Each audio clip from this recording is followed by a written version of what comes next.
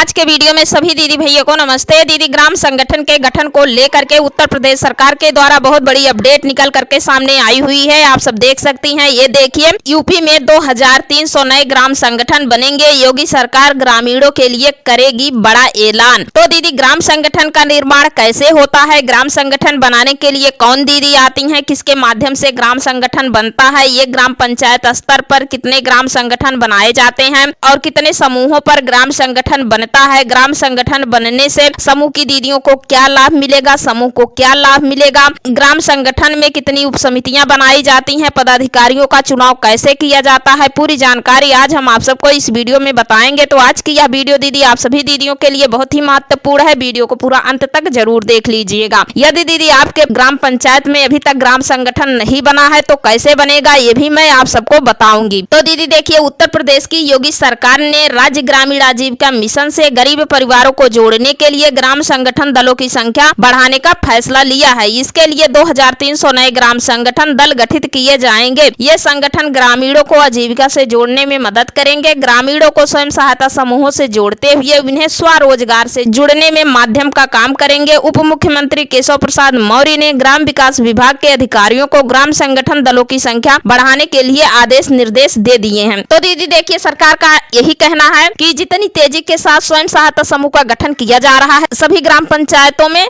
तो ठीक उसी प्रकार से उतनी ही तेजी के साथ सभी ग्राम पंचायतों में ग्राम संगठन का भी निर्माण होना चाहिए। क्योंकि दीदी हम आपको बता दें, लगभग सभी ग्राम पंचायतों में स्वयं सहायता समूह बन गए हैं, लेकिन अभी बहुत ऐसी पंचायतें बची हैं जहां पर अभी तक ग्राम संगठन नहीं बना है। ग्राम संगठन अपने आप नहीं बनता है। ग्राम संगठन बनाने के लिए ब्लॉक से सीनियर ICRP दीदी आती हैं, जिसको कहते हैं VOCRP। जिस प्रकार से दीदी आपका समूह गठन करने के लिए ब्लॉक से ICRP दीदी आई थी, ठीक उसी प्रकार से आपके ग्राम संगठन का गठन करने के लिए, ग्राम संगठन बनाने के लिए ब्लॉक से सीनियर ICRP दीदी आती हैं और आपके पंचायत में 10 दिन रहती हैं। रह करके आपके पंचायत में जितने भी समूह बने रहते हैं सभी समूहों को ट्रेनिंग देती हैं, प्रशिक्षण देती हैं। उसके बाद एक दिन आम सभा लगाती हैं। आम सभा में ही आपके ग्राम संगठन का निर्माण करती हैं। ग्राम संगठन की आम सभा में पंचायत में बने सभी समूह आते हैं। समूह में जुड़ी सभी दीदियां आती हैं और सभी दीदियां जो है सदस्यता शुल्क और अंश पूंजी जमा करके ग्राम संगठन की सदस्यता लेती हैं, ग्राम संगठन की सदस्य बनती हैं। तो सदस्यता शुल्क जो है प्रति सदस्य 10 रुपया जमा करना होता है और अंश पूंजी प्रति सदस्य 100 रुपया जमा करना होता है। यानी कुल एक सदस्य के ऊपर 110 रुपया लगता है ग्राम संगठन का सदस्य बनने के लिए। तो प्रत्येक दीदी 110 रुपया जमा करके ग्राम संगठन की सदस्य बनती हैं। और जो दीदी ग्राम संगठन में सदस्यता शुल्क और अंश पूंजी नहीं जमा करती हैं वो दीदी ग्राम संगठन की सदस्य नहीं मानी जाती हैं। उनको ग्राम संगठन से मिलने वाली योजनाओं का लाभ नहीं दिया जाता है। तो दीदी कितने समूहों पर ग्राम संगठन बनता है और एक ग्राम संगठन में अधिकतम कितने समूह जुड़ सकते हैं? तो दीदी देखिए, कम से कम 5 समूहों के ऊपर ग्राम संगठन बनाया जाता है। एक ग्राम संगठन में अधिक से अधिक 20 समूह जुड़ सकते हैं। तो दीदी देखिए, जब आपके ग्राम पंचायत में 10 समूह बने रहते हैं या 12 समूह बने रहते हैं तो वहां पर केवल एक ही ग्राम संगठन बनाया जाता है। ठीक है। उसके बाद यदि आपके ग्राम पंचायत में 15 समूह है, 17 समूह है, 14 समूह है तो वहां पे जो है 2 ग्राम संगठन बनाया जाता है। तो दीदी आम सभा में जब ग्राम संगठन का निर्माण होता है तो सर्वसम्मति से कार्यकारिणी समिति का चयन किया जाता है। प्रत्येक समूह से अध्यक्ष, सचिव, कोषाध्यक्ष को बुला करके कार्यकारिणी समिति का चयन किया जाता है। उसके बाद जब कार्यकारिणी समिति का चयन हो जाता है तो उसी में से ग्राम संगठन का संचालन करने के लिए 5 OB का चुनाव किया जाता है, जिसको कहते हैं ऑफिस बियरर। तो ऑफिस बियरर जो होते हैं अध्यक्ष, उपाध्यक्ष, सचिव, उप सचिव एवं कोषाध्यक्ष, इन्हीं के द्वारा जो है ग्राम संगठन का संचालन किया जाता है। उसके बाद उसी कार्यकारिणी समिति में से ग्राम संगठन में उप समितियां भी बनाई जाती हैं। तो उप समितियों की संख्या जो है ग्राम संगठन अपने समय से बढ़ा भी सकता है और घटा भी सकता है। तो ग्राम संगठन में उप समिति जो बनाई जाती है तो कम से कम 4 उप समिति बनाई जाती है। तो पहली उप समिति होती है सामाजिक ऑडिट या निगरानी उप समिति,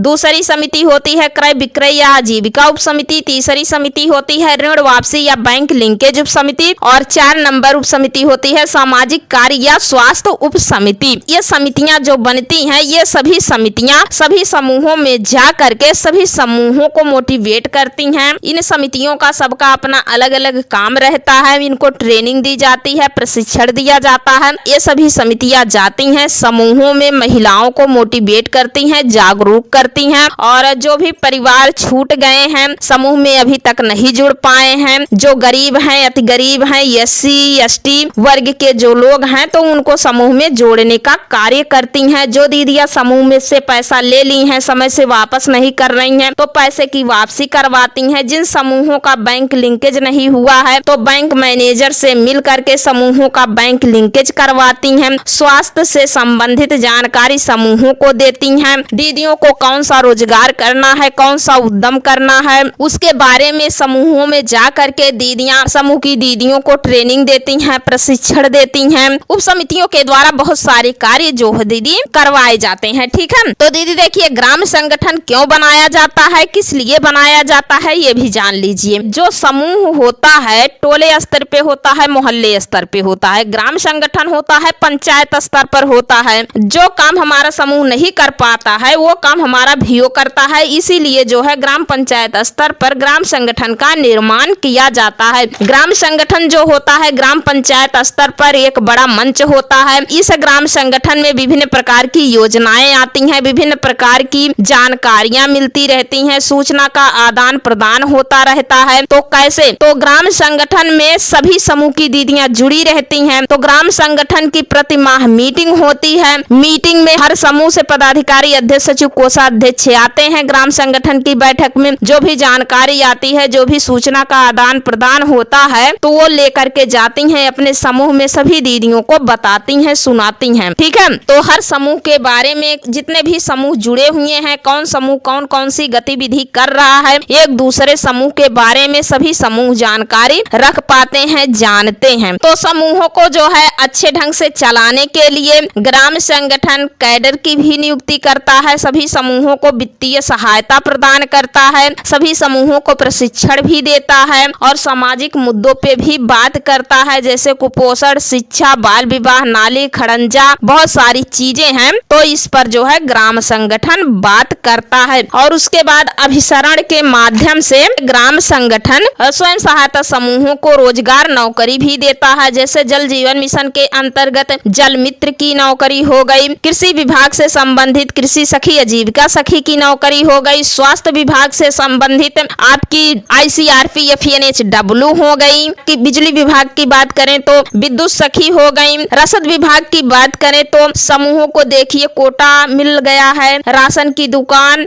ड्राई राशन और कौशल प्रशिक्षण भी करवाया जा रहा है RCT के माध्यम से, ताकि स्वयं सहायता समूह में जो भी दीदियां जुड़ी हैं वह दीदियां हुनरमंद हो जाएं, कुछ ना कुछ रोजगार करें, अपना उद्यम करें, ताकि सामाजिक एवं आर्थिक रूप से मजबूत एवं सशक्त बन सकें। और ग्राम पंचायत स्तर पे जितने भी समूह निष्क्रिय हो गए हैं उसको सक्रिय करना, उनको वित्तीय सहायता प्रदान करना, बहुत सारी चीजें हैं। तो ग्राम संगठन इसीलिए बनाया जाता है। जिस प्रकार से आपके समूह में फंड आता है, ठीक उसी प्रकार से जो है ग्राम संगठन में भी फंड आता है। ग्राम संगठन का अपना कार्यालय बनता है, एक मंच बनता है, सभी दीदियों की एक अपनी पहचान बन जाती है। ये भवन जो बना है ये कौन सा भवन है, कौन सा कार्यालय है, कौन सा ऑफिस है, तो कहेंगे अरे ये स्वयं सहायता समूह का कार्यालय है, स्वयं सहायता समूह का ऑफिस है। तो इससे महिलाओं की एक पहचान अपनी पंचायत स्तर पे बन जाती है, जहां पर गांव में जितने भी समूह बने हैं सभी समूह की दीदियां बैठ करके वहां प्रतिमाह मीटिंग कर सकती हैं, वार्तालाप कर सकती हैं, अपनी समस्याओं का समाधान कर सकती हैं, वो एक दूसरे का सुख दुख जान सकती हैं, उनकी मदद कर सकती हैं, हेल्प कर सकती हैं। बहुत सारी चीजें हैं दीदी, अगर हम सभी बातें बताने लगेंगे तो वीडियो बड़ा बन जाएगा।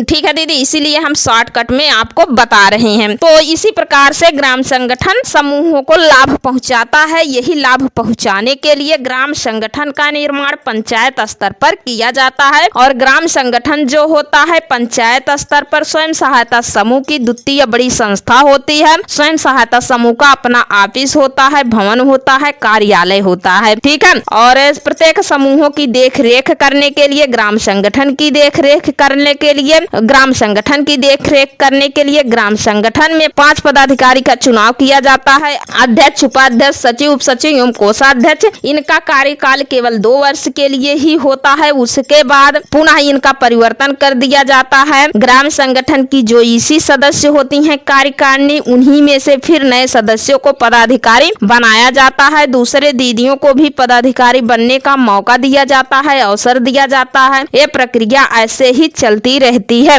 ठीक है दीदी।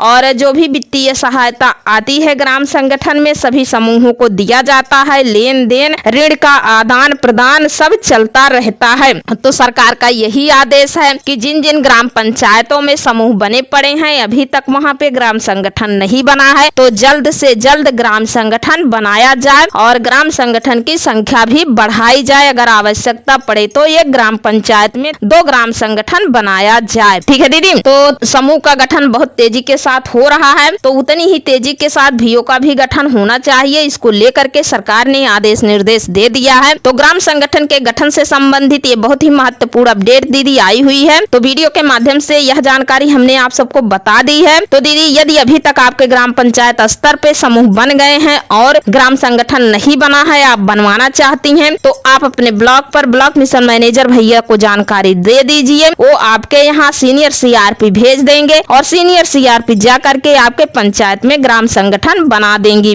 ठीक है दीदी। तो दीदी, आज की यह वीडियो आप सबको अच्छी लगी हो तो वीडियो को लाइक कर दीजिए। चैनल पर पहली बार आए हैं तो प्लीज चैनल को सब्सक्राइब जरूर कर लीजिए। तो आज के वीडियो में बस इतना ही। मिलते हैं अगले वीडियो में एक और नई जानकारी के साथ। तब तक के लिए धन्यवाद।